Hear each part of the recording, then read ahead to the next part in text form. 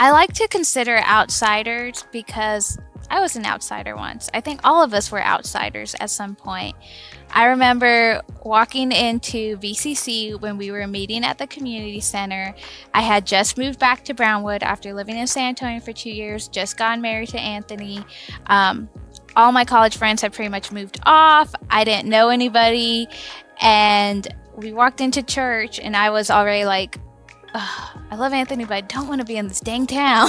um, and then we walked into church, and I remember at this time, Miranda and David, who have since moved, but they just came up to me and they're like, "You're Julia." I was like, "You know me?" And just how they welcomed me in, and how so many other families were there to just be like, "Hey, we're all kind of new. We're all kind of just transplants who came to Brownwood and we're trying to figure it out, or we're people who are unchurched and never felt comfortable in a church and we're trying to figure it out." And so I always remember that feeling whenever I see someone walking into our doors, as that was me just trying to find community, feeling like an outsider. And I don't want them to leave the church without knowing that someone tried to make contact with them and make them feel a little bit more at home. And I know I might not accomplish it in a 2-minute conversation, a 2-minute, "Hi, I'm Julia." But I want them to know that someone tried to make a connection with them and try to let them know that there's an opportunity to build community here. Because that's what I'm all about. I mean, if I don't have community, then, what's the point? And so I want everyone to have that same ability to feel connected, to be cared for, and to just start that relationship, open that door to have those conversations and to feel the connection and just to feel the love. I feel like that's kind of what I'm called to do as a Christian, is just to love others and to let them see Christ's love through me and through friendships and connections. That's all I got. Just love.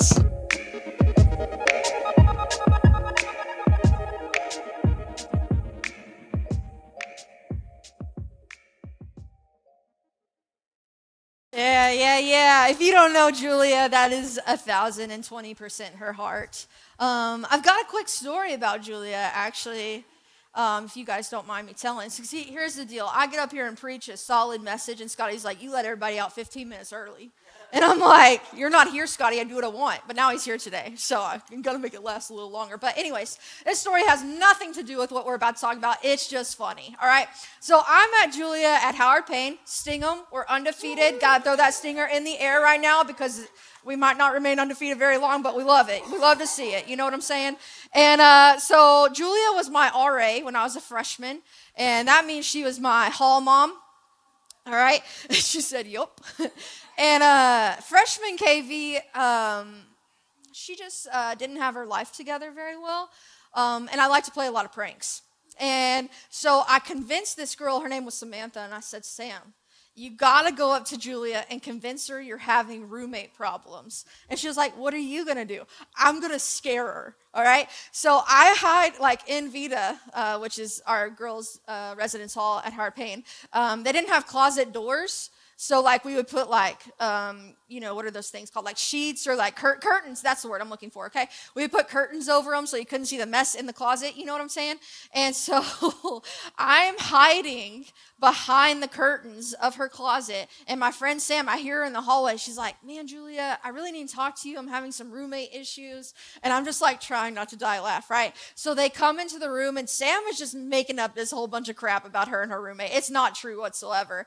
And Julia's like really concerned. I can see her body language and she's about to start talking. And I just jump out of her closet and I'm like, "Whoa!" And Julia was like, "Whoa!" And then it gets worse. I see her fist, right? And I'm like, and she nails me right in the stomach. And then she takes off running. I don't know. It's a wonder that Julia lets me hang out with her child. You know what I'm saying? But really, Julia is probably the best person to just make you feel welcome, right? Unless you scare her, then you're an outsider for life. So we've been in this series talking about core values. And if you haven't been with us, this is your first time here, I'll do a quick recap.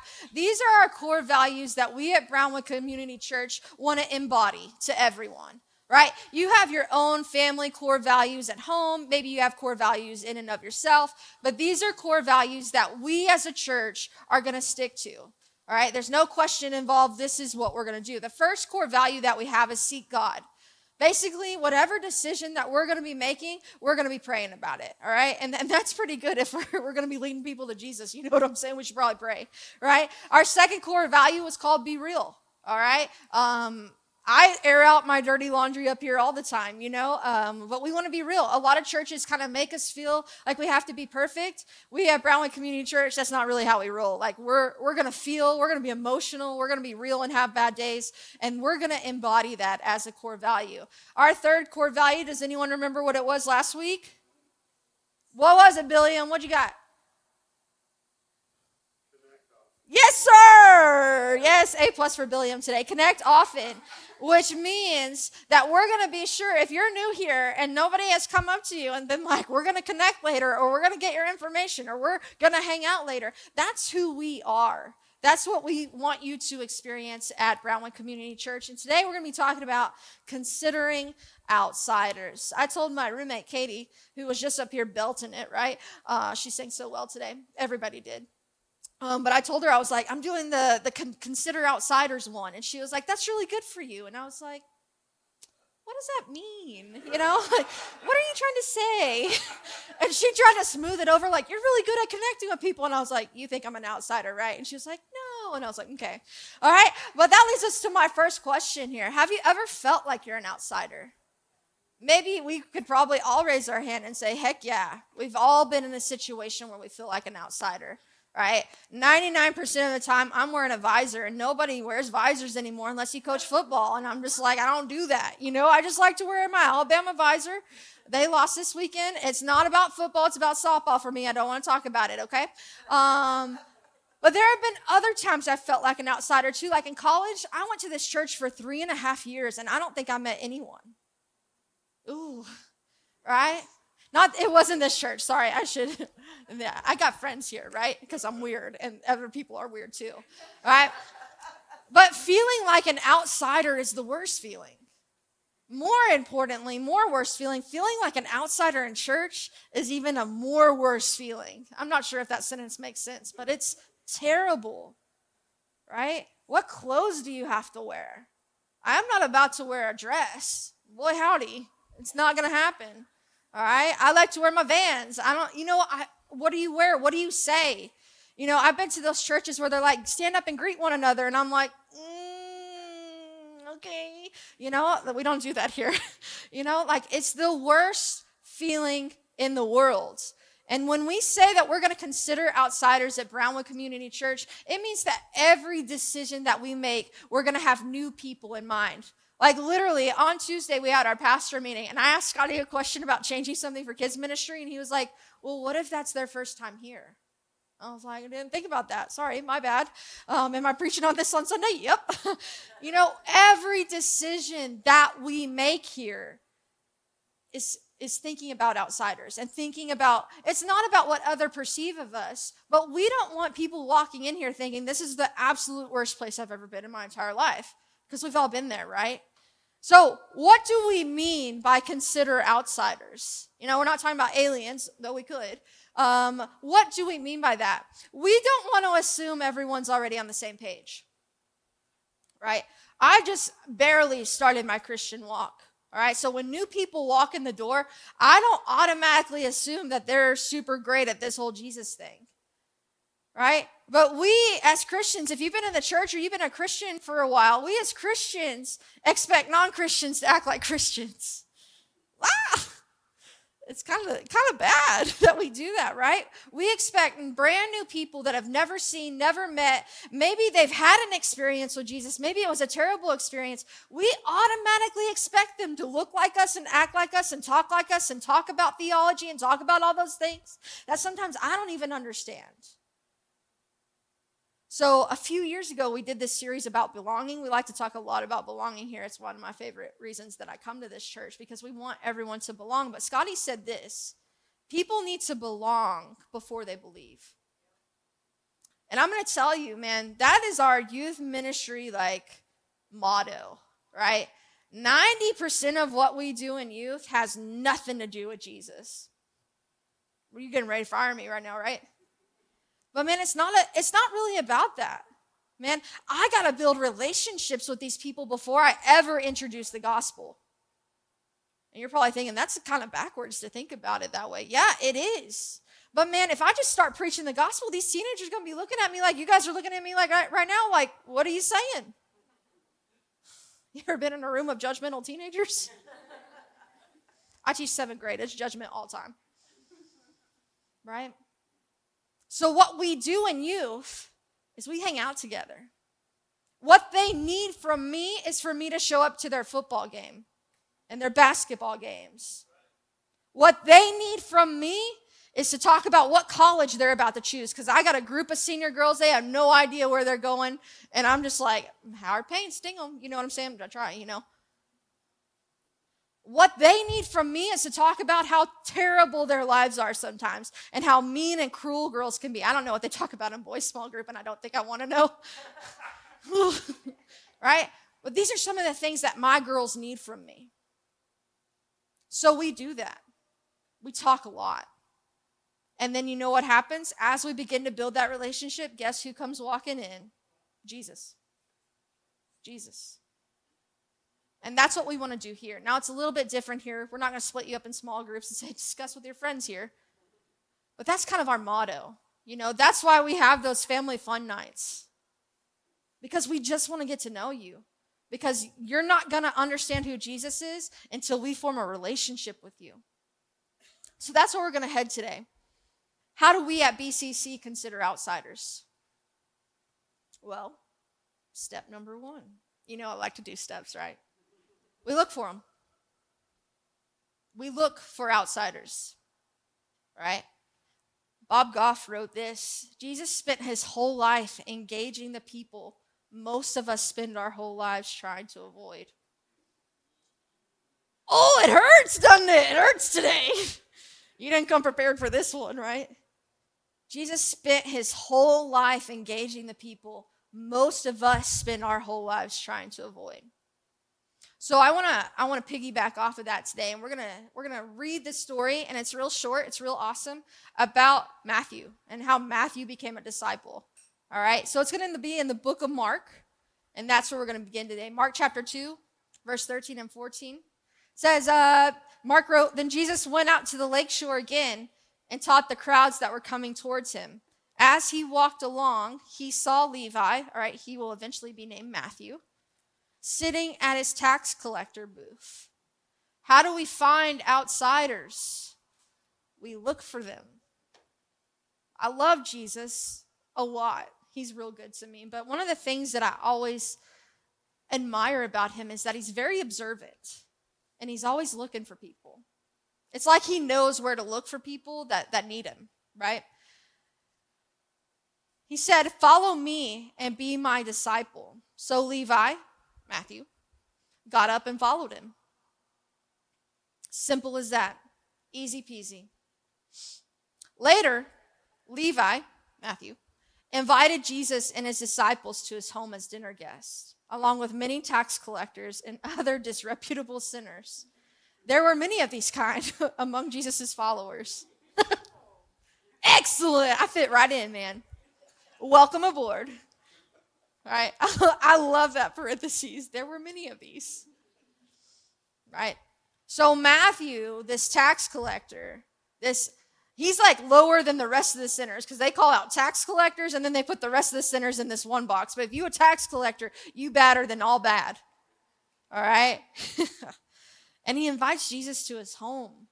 Can you imagine, right? An outsider inviting someone else into their home. Who does that? We do here. But when the teachers of the religious law, who were Pharisees, saw him eating with tax collectors and other sinners, they asked his disciples, "Why does he eat with such scum?"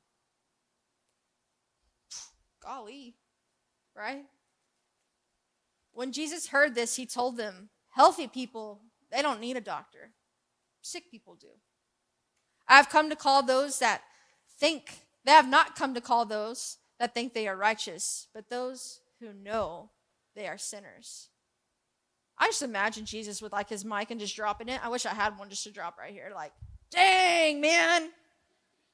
And I love this story of Jesus because I spent yesterday, okay, I'm not going to lie to you. I kind of wrapped this up yesterday. And I spent a solid like hour trying to figure out how old Matthew was at this time, and Jesus asked him to be his disciple. And most internet sources said it was between the ages of 15 and 20. All right. You ever met a 15 through 20-year-old boy? Come to youth group, you will. All right, it's risky. It's so risky to ask a 15 to 20-year-old boy to be a disciple of other people, especially when he already has this bad rap of being a tax collector. It's risky. But Jesus does it anyway.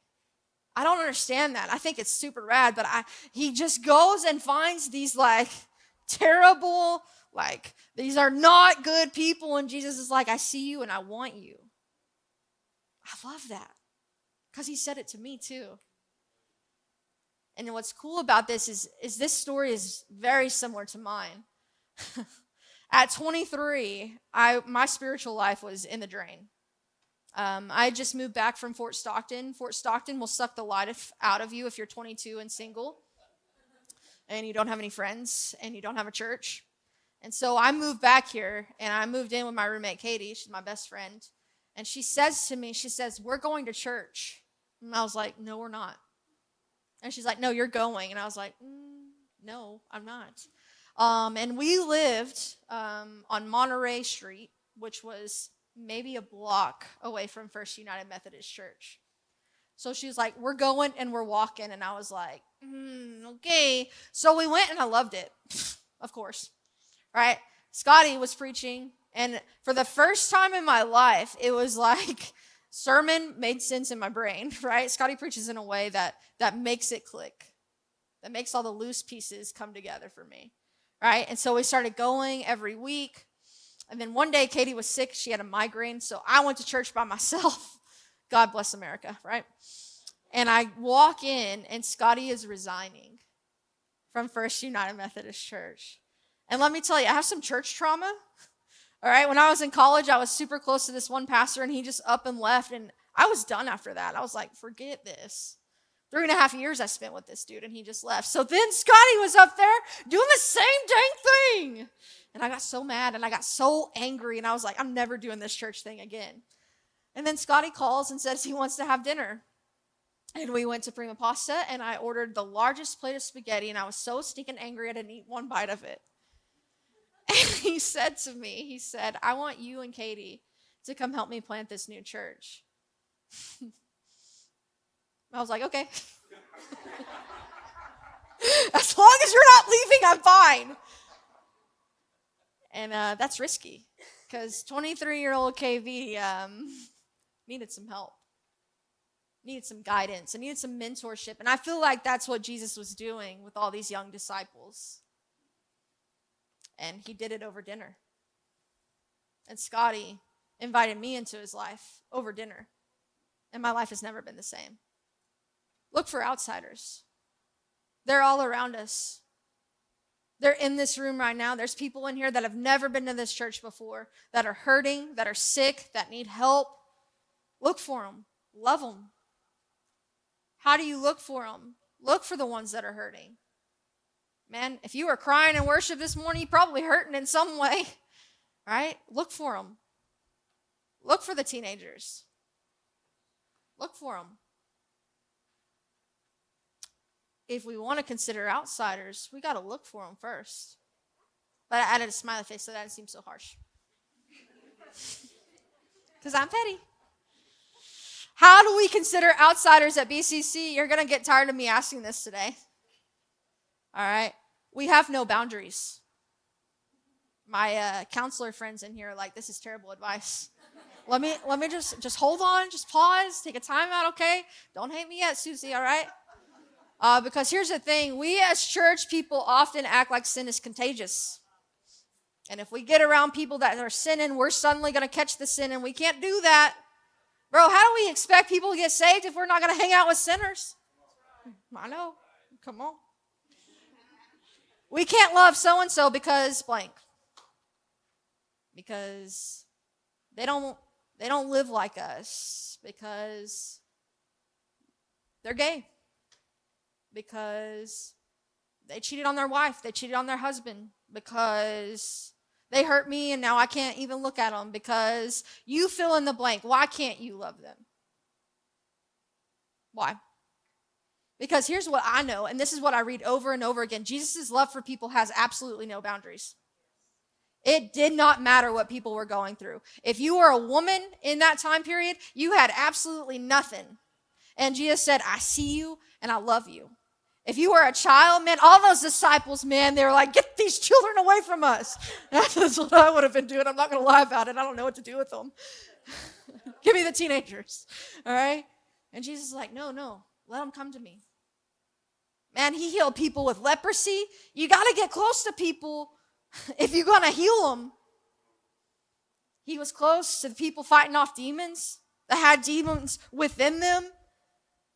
Man, and the story I love the most and the story I don't understand the most is that he had a disciple named Judas. And you know Jesus was all-knowing. And you know that Jesus knew that Judas was going to rat him out. You knew that Jesus knew that whole entire time, yet Jesus still loved the heck out of him and ate dinner with him the night before.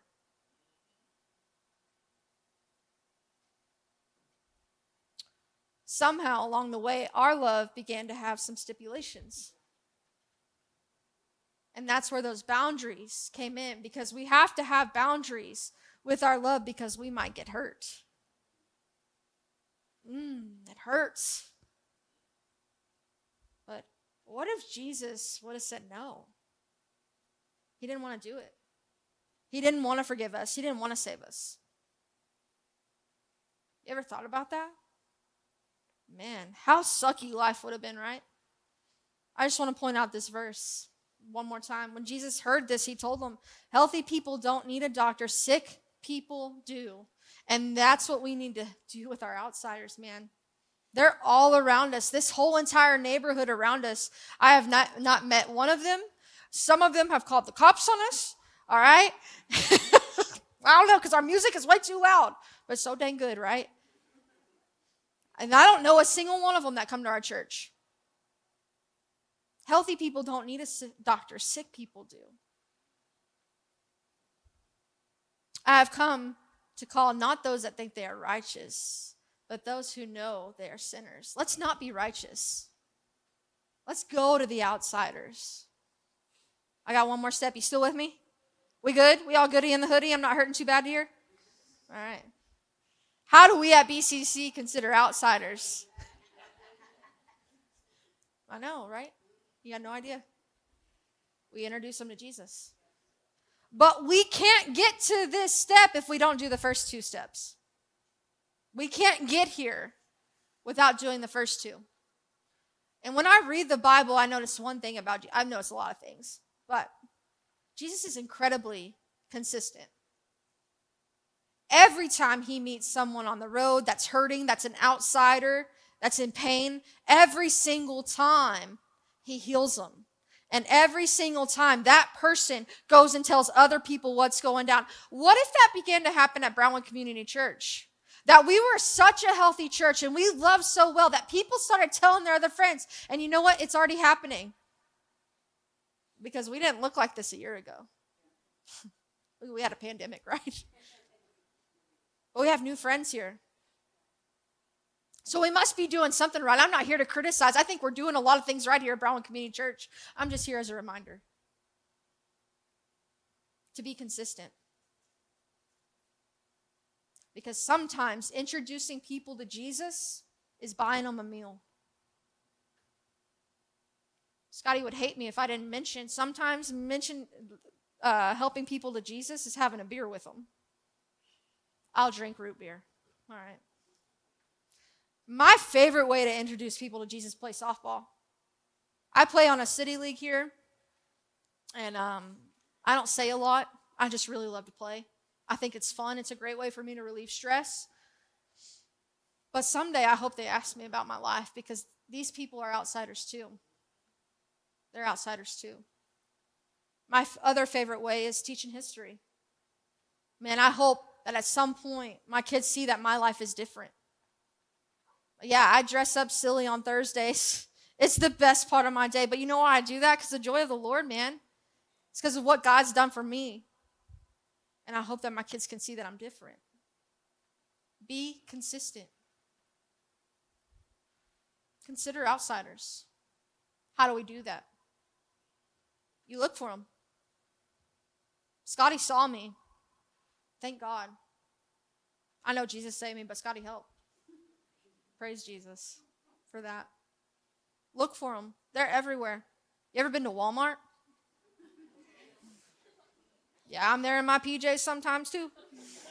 Yeah, there's some judgmental people here. Have no boundaries. I'm not saying that you have to share all your dirty laundry. That's not what I'm saying. My counselor friends, that's not what I'm saying. I'm saying that love people hard. Don't allow what they're going through. Don't allow whatever sin they're struggling with to stop you from loving them. Because I promise you, you're probably struggling with something too. It may not be the same thing, but that's why we have each other. And Jesus' love had absolutely zero boundaries. And once you've done that, once you've looked for them, once you've found them, once you've loved them, that's when we introduce them to Jesus. Introducing people to Jesus, one relationship at a time, is our motto here.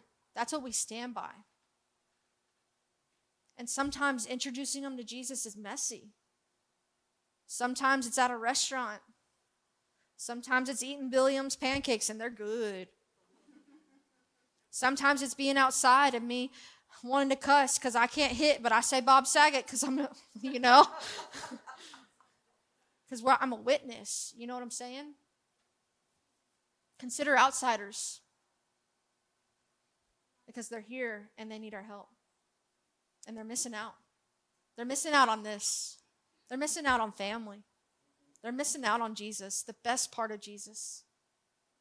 Let's pray. God, we thank you for today, and we thank you for the opportunity just to love and love hard. God, I pray that today, as we leave Brownwood Community Church, that you put someone on our hearts that we consider an outsider, and we go to them, and we love them hard, and we bring them. We bring them to church. We bring them to the bar. I don't know. Your love has no boundaries. And I pray that we, as Christ followers, as lovers of you, that we can have no boundaries when we're loving others too. God, we thank you for today.